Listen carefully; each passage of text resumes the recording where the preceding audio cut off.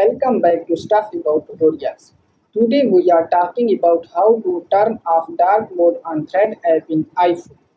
Why would you want to know how to turn off dark mode on Thread app in iPhone?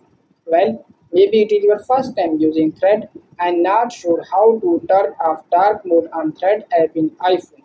So today I am going to show you how to turn off dark mode on Thread app in iPhone.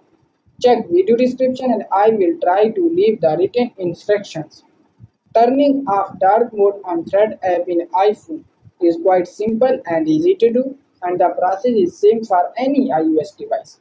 Let me show how you will turn off dark mode on Thread app in iPhone.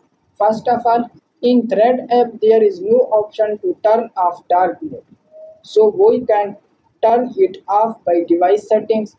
So first of all, open Settings app in your iPhone, and now first scroll down this screen and then click on Display and Brightness. And now in this screen click on Light, and now go back and open your Thread app. And then in Thread app dark mode has been successfully turned off.